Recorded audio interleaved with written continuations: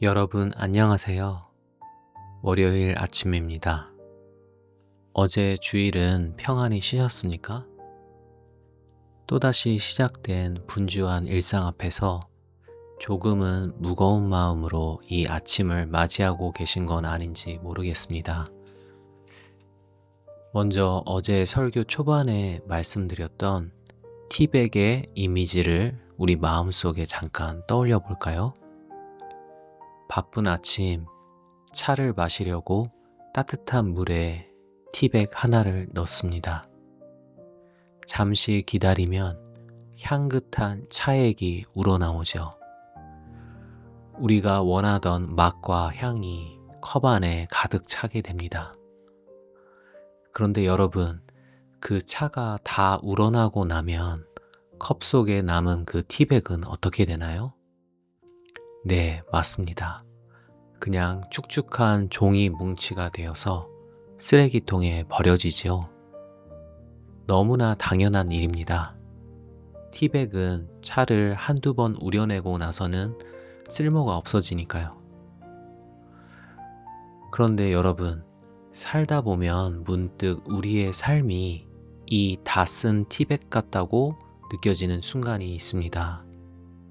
가족을 위해서, 회사를 위해서, 그리고 누군가의 필요를 위해서 내 시간과 열정을 다 쏟아 부었는데 더 이상 내게서 나올 것이 없다고 느껴질 때, 혹은 내가 예전만큼 성과를 내지 못할 때, 주변 사람들로부터 그리고 이 사회로부터 차갑게 외면당하는 듯한 느낌, 마치 너는 이제 쓸모가 없어 라는 무언의 눈빛을 받는 것 같은 서러운 말이죠. 어제 우리는 창세기 16장의 하갈이라는 여종에 대해 들었습니다. 하갈 역시 그랬습니다. 여주인 사레가 불임이기 때문에 아브람 가문의 대를 잇기 위해서 그저 도구로 이용당했죠. 한 인격체가 아니라 그저 아이를 낳아줄 기능으로만 취급받았습니다. 그리고 사례와 갈등이 생기자 그녀는 가차없이 뜨거운 광야로 내몰리고 말았습니다. 지금 여러분이 서 계신 곳은 어디입니까? 혹시 나의 가치를 실적이나 연봉, 성적으로 증명해야만 살아남을 수 있는 치열한 경쟁의 광야 한복판은 아닙니까? 누구도 나의 이름을 불러주지 않고 나의 마음을 진심으로 들여다봐 주지 않는 것 같아서 뭔가 사무치는 외로움이 이 월요일 아침 공기 속에 스며 있지는 않으신가요? 그렇지만 우리의 이야기는 여기서 끝나지 않습니다. 바로 이 외로움의 자리에서 이야기는 반전되죠. 다시 마음속으로 하갈이 걷고 있는 그 광야의 한복판을 그려봅시다. 뜨거운 모래바람 소리만 윙윙 들려옵니다. 입안이 바짝 말라가고 숨이 턱 밑까지 차오르죠. 하지만 이 목마름보다 더 견디기 힘든 건 이제 내 인생은 여기서 끝이구나. 내가 죽어도 아무도 모르겠구나 하는 지독한 고독이었을 겁니다. 그런데 바로 그때 그 정적을 깨고 누군가가 다가옵니다. 바로 주님의 천사였죠. 하갈이 찾아낸 것이 아닙니다. 하나님이 그녀를 찾아내신 것입니다. 주인이 버린 여종 하나를 찾겠다고 지극히 높으신 하나님께서 당신의 천사를 통해 이 먼지 날리는 광야 바다까지 친히 내려오신 것이죠. 그리고 천사는 하갈에게 말을 건넵니다. 이때 천사가 그녀를 어떻게 불렀는지 기억하십니까? 야, 거기 사레의 여종아, 이 쓸모없는 종아 라고 부르지 않으셨습니다. 하나님은 정확하게 그녀의 이름을 불러주셨습니다. 사레의 여종 하가라, 하가라, 사람들은 그녀를 도구로 여겼습니다. 필요할 땐 갖다 쓰고 필요 없으면 버려버리는 물건 취급을 했습니다. 하지만 하나님만은 그녀를 인격으로 대하셨습니다. 나는 너를 안다. 네가 어떤 아픔을 겪었는지, 네가 지금 얼마나 외로운지 나는 다 알고 있다. 하갈은 나의 이름을 부르시는 그 음성 속에서 하나님의 마음을 느끼죠. 그리고 하갈의 입에서 놀라운 고백이 터져 나옵니다. 그 고백은 바로 하나님의 새 이름이었습니다. 엘로이. 엘로이라는 별명을 하나님께 지어드리죠.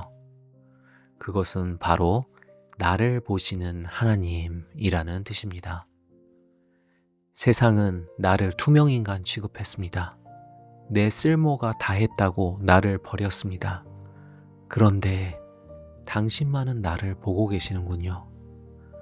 이 비참한 몰골을 하고 있는 나를 우주의 주인이신 당신이 지켜보고 계시는군요. 그녀의 비참한 상황은 아직 변하지 않았습니다. 그녀는 여전히 광야에 있고 여전히 가진 것 없는 도망자입니다. 하지만 그녀의 존재는 완전히 변했습니다. 그녀는 이제 버려진 티백이 아닙니다.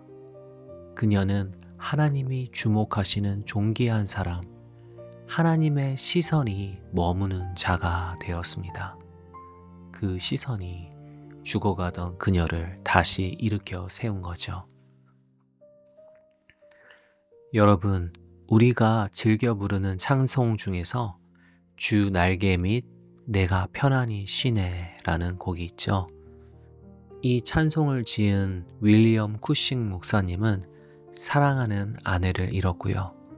심지어 목회자에게 생명과도 같은 목소리마저 잃어버렸습니다. 말을 할 수 없게 된 목사. 세상의 기준으로 보면 목사로서의 쓸모가 완전히 없어진 거였죠. 하지만 그 절망의 자리에서 그는 하나님의 세미한 음성을 듣습니다. 나는 너의 목소리가 필요한 게 아니란다. 나는 너의 쓸모를 원하는 게 아니야. 나는 그저 너, 있는 모습 그대로의 너라는 존재 자체를 사랑한단다. 그는 이러한 깨달음을 가지고 찬송시를 적어 내려갔습니다. 그분의 날개 아래 나는 안전하게 거합니다. 밤이 깊어지고 폭풍이 몰아쳐도 나는 여전히 그분을 신뢰할 수 있습니다. 그분께서 지켜주실 것을 나는 압니다. 그분께서 나를 구원하셨고 나는 그분의 자녀이기 때문입니다. 이것이 나를 살리시는 하나님의 시선을 경험한 자들만이 할 수 있는 놀라운 고백이었던 거죠. 오늘 하루 우리는 이 거친 세상 속으로 다시 나아갑니다. 나를 능력과 성과만으로 저울질하는 치열한 일터의 광야로 들어가죠. 내 뜻대로 되지 않는 현실을 맞부딪힐 겁니다. 내가 작고 초라하게 느껴질 때도 있겠죠. 하지만 여러분, 두려워 마십시오. 그저 그분의 이름들을 기억하십시오. 이스마엘, 하나님이 우리의 작은 신음까지도 듣고 계십니다. 엘로이, 하나님이 지금 우리를 보고 계십니다. 하나님의 시선은 우리의 쓸모를 넘어서 우리의 존재를 붙드십니다. 그 시선이 우리를 몇 번이고 다시 일으켜 세울 것입니다.